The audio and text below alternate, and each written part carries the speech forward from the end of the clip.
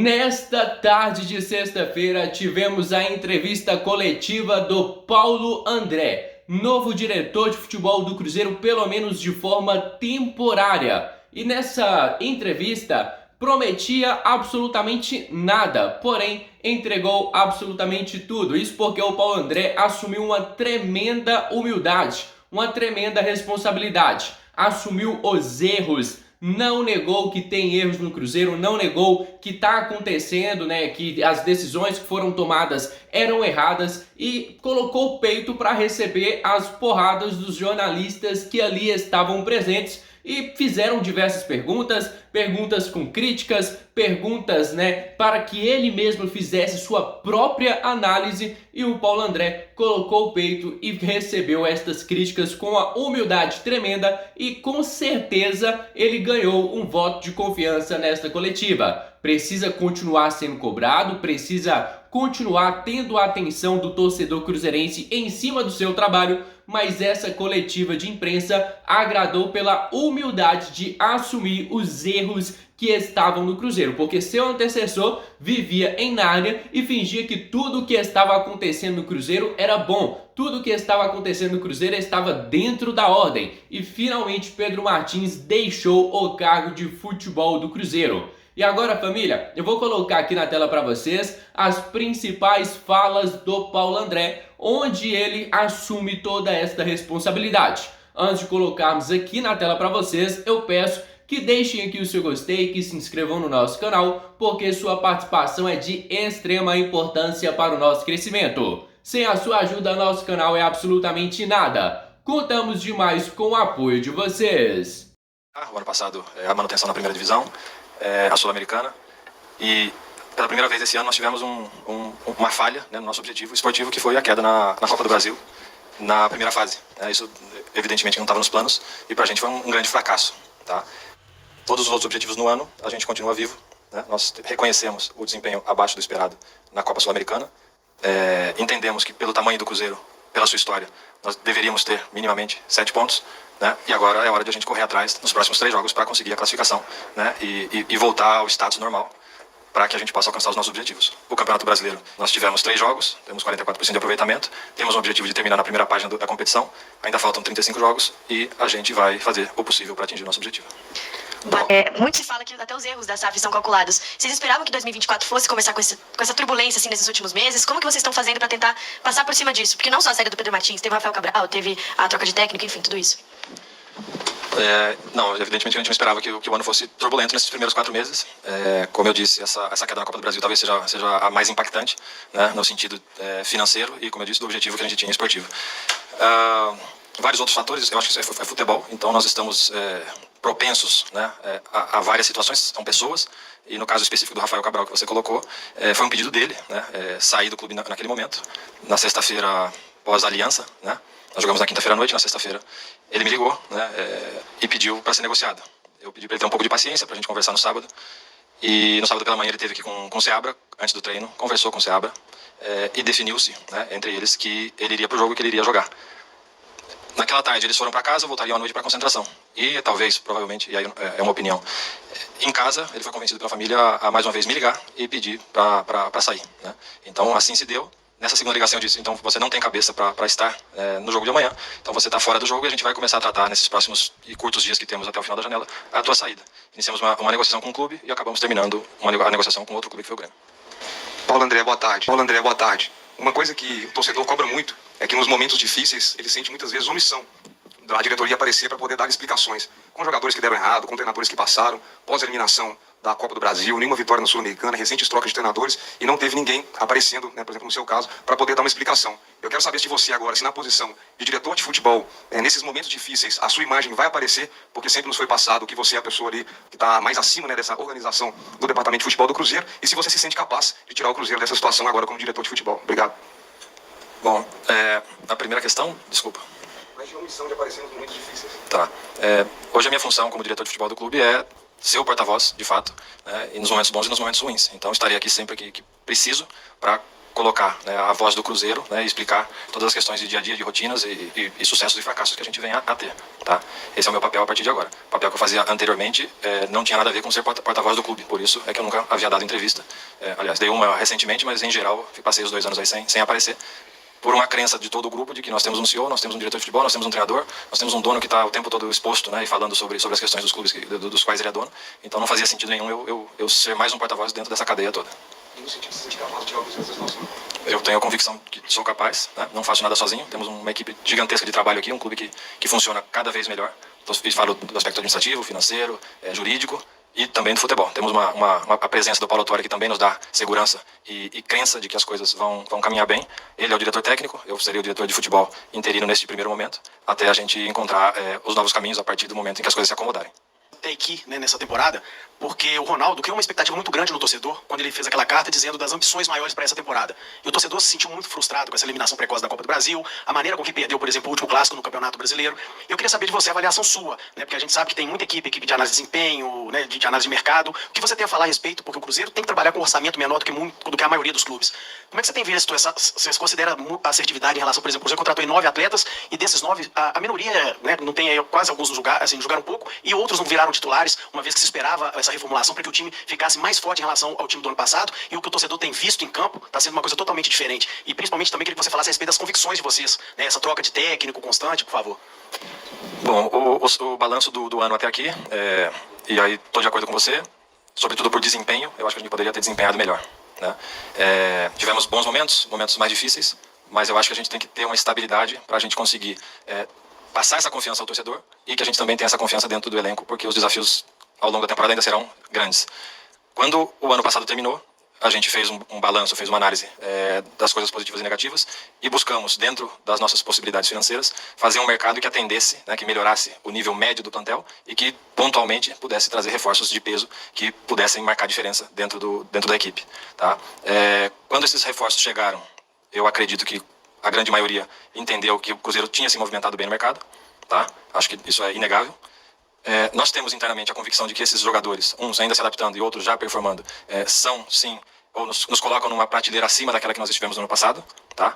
Agora, nós não temos condição financeira de fazer todas as mudanças e acelerar o processo de construção de elenco da forma como todos nós cruzeirenses gostaríamos. Então, é um processo de mercado a mercado em que nós vamos sempre subindo o preço médio, né? Subindo o nível médio do plantel e se estruturando, né? Enquanto isso acontece. Quando você fala sobre os objetivos cumpridos, passa-se uma impressão de que tudo foi construído de forma fácil aqui no Cruzeiro. Talvez o primeiro ano tenha sido um objetivo cumprido com excelência. O ano passado foi meio que aos trancos e barrancos, até o final ali, brigando para não cair. E essa temporada começa com um técnico escolhido por vocês, dentro daquele processo seletivo tão falado, vem para 2 anos, fica 3 meses e se interrompe o trabalho. Quem assume o comando é quem estava aí até pouco tempo e foi avaliado que não serviria para aquele momento. 3 meses depois, ele está aqui. Um departamento de futebol que faz 9 contratações, quase nenhum joga. Os maiores investimentos, um nem está aqui, o outro ainda não conseguiu se provar. Não falta mais assumir erro nesse departamento de futebol do que tentar passar essa impressão de que está tudo beleza, tudo certo, trabalho fluindo, criando-se talvez aqui dentro um mundo que lá fora ele não existe, que passa para o torcedor e para a gente, que é um mundo totalmente diferente que a gente está acompanhando. Não falta mais isso, assumir erro e tocar o projeto do Cruzeiro de uma forma diferente. Samuel, talvez haja falha de comunicação, no sentido de que a forma como a gente está traduzindo o erro ou o fracasso é de tal maneira que a gente coloque. Tivemos 3, 4 treinadores no ano passado, correto? Oscilamos a ponto de correr algum risco de cair. E todo mundo se juntou ali para a gente conseguir ter o sucesso no final. Quando a gente olha o objetivo no início do ano, tá? Então assim, não quer dizer que a gente atingiu o objetivo e está tudo certo. Em nenhum momento isso foi falado. Nós não erramos, nós não fracassamos, nós não fizemos cagada. O que nós estamos falando apesar de tudo, nós atingimos o objetivo. E atingimos o objetivo dentro do orçamento, sem estourar o orçamento, independente de quantos jogadores passaram, quantos jogadores saíram, quantos treinadores vieram, tá? Porque as condições também de todos os acordos foram dentro das nossas possibilidades. Tanto de chegada, quanto de salário, quanto de rescisão. Então assim, o que a gente tenta fazer é errar pequeno e corrigir logo. Porque errar a gente vai errar o dia inteiro, o tempo todo. O que a gente tem que fazer é acertar grande, né? Então vamos corrigindo, tentando controlar, ganhando tempo para esse projeto cada vez ser mais maduro e mais preparado para os desafios que a camisa do Cruzeiro pede. Agora, o que a gente não pode fazer aqui é contar mentira para o torcedor, no sentido de gerar uma expectativa que não é real. Então é um sofrimento nosso, porque é muito complicado você comunicar isso. Todo dia é chato pra caramba, né? E eu sei que vocês também trabalham com isso, vocês dependem disso, né? Mas é a realidade. Então, se a gente tem um orçamento X e a gente vai no mercado ser criativo e inteligente e fazer algumas questões, a gente traz jogador que cabe no bolso. Dentro do universo que existe, o que a gente consegue trazer. Então a gente não vai acertar sempre. Por quê? Porque a gente não é o Flamengo que foi lá comprou o De La Cruz por 15 milhões de euros e pronto, é impossível você errar. A nossa realidade é outra. Das 9 contratações que vieram, uma teve transfer.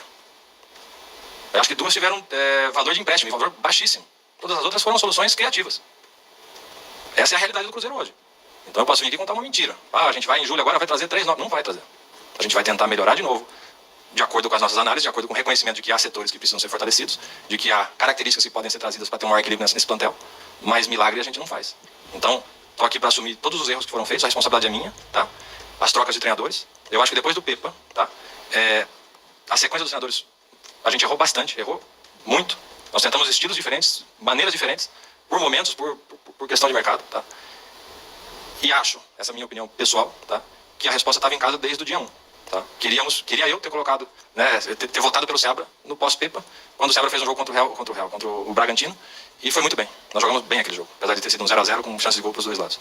Então nós demos essa volta inteira para hoje ter o Seabra e falar, esse cara é o cara do nosso projeto. Esse cara tem potencial, precisa ser desenvolvido, precisa ser ajudado, precisa ser apoiado no sentido de crescimento, porque é uma experiência gigantesca, né? Dirigir o Cruzeiro no seu primeiro grande trabalho profissional. Mas a essência do jogo dele tem a ver com aquilo que a gente acha que o Cruzeiro tem que praticar.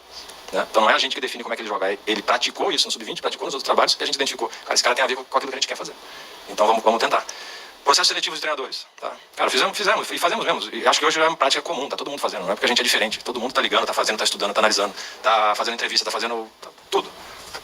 Uma coisa é falar, entrevistar, e outra coisa é quando você chega na prática e analisa. Tem diferença.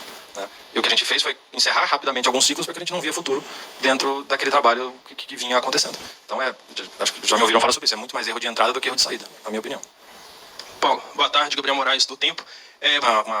Uma disformidade, uma distopia, que é talvez o grande causador dessa expectativa versus realidade, que é, essa camisa é pesada pra caramba. E aí você não consegue trazer jogadores que mentalmente, muitas vezes, conseguem suportar esse peso. Né? Então eu brinco. Não vou usar um exemplo porque recentemente usaram e ficou chato. Mas se no ano passado o nosso time tivesse com outra camisa, de um clube menos importante, provavelmente a gente tinha feito muito mais pontos. Tá? E a gente vai continuar sendo um time em construção por mais alguns mercados. Né? Até conseguir voltar e resgatar a grandeza do Cruzeiro e poder falar que o nosso objetivo é ser campeão. Nosso objetivo é isso, é isso, é isso. Né? Então há uma frustração pelo tempo de espera, mas a gente entende, talvez, Samuel, seja aí o ponto, a gente entende que na linha do tempo há uma normalidade. Né? Nós falamos uma vez, e eu te disse, o crescimento, ele oscila, ele não é linear, ele não é retilíneo. E ao oscilar, cada vez que a gente vai aqui para baixo, a gente tem memórias horríveis de tudo que nós vivemos. Então começa-se a questionar tudo que se está fazendo. O que nos indica, ou que pelo menos nos dá alguma segurança? São as tendências. Então, temos pontos, sinais positivos, que significam, que demonstram uma tendência de alta, no médio e longo prazo? Me parece que sim. Em 2 anos e meio atingimos quase todos os objetivos. O objetivo do tamanho do Cruzeiro não é, mas era o objetivo dentro do que se podia fazer. Né? Conseguimos controlar o orçamento, conseguimos diminuir a dívida, conseguimos isso, conseguimos aquilo, conseguimos, de certa maneira, promover alguns jogadores da base. Né? Muito menos do que talvez eu gostaria, né? Mas ao mesmo tempo feliz de poder ver aí o Robert, o Kaique, o Japa voltando, os outros que tiveram a oportunidade. Né? Por quê? Porque, primeiro, são jogadores que conhecem a cultura do clube, que já vestiram a camisa do Cruzeiro na base 100 vezes, que são identificados, que o torcedor gosta, que são muito mais baratos, né, do que trazer uma aposta de fora. Né? Mas ao mesmo tempo havia um gap de conceito que fez com que esse processo talvez demorasse um pouco mais. Até que no primeiro ano a gente praticamente não consegue obter resultados de base que não são tão importantes, mas assim, resultados de promover gente que consegue sustentar e ficar. Então, ou seja, na linha do tempo, nesse processo, eu acho que a gente tem mais sinais positivos, né? E estou aqui para assumir erro, tá? Não vou fugir de responsabilidade, não. Podem me cobrar por isso, tá? Erramos bastante, tá? Mas, na minha opinião, erramos dentro de tamanhos que a gente podia errar para corrigir rota. Acho que ficou claro isso, né? Paulo, boa tarde. Gabriel Marques, TV de Minas. Eu queria fazer duas perguntas rápidas. A primeira é como... Comunicou há uns 3 dias, mais ou menos, que tinha aberto uma conversa com o Vasco, tinha aceitado conversar com o Vasco e que nos daria uma posição definitiva na quarta-feira. Né? E por fim, o Vasco, eu brinquei com ele até, o Vasco fez ele foi receber salário de atacante no Vasco. Então, imagino que para a carreira dele, para o aspecto pessoal, isso faça diferença. E por isso ele tomou a decisão. Tá? Mas ele nos comunicou aí uns 3 dias antes de fato tomar a decisão. Com relação a gente, tá? Nós temos aí como prioridade, né, essa aquisição do Matheus Pereira. Tem alguns enroscos aí, mas eu acho que a gente está caminhando bem e eu espero ter um final feliz. Paulo André, boa Família, vou encerrar por aqui o nosso conteúdo e espero que vocês tenham gostado do nosso trabalho. Se você gostou, deixa aqui o seu gostei e também já se inscreva no nosso canal. Contamos demais com o apoio de vocês. Fica agora com meu grande abraço, fica com Deus e até a próxima. Fui!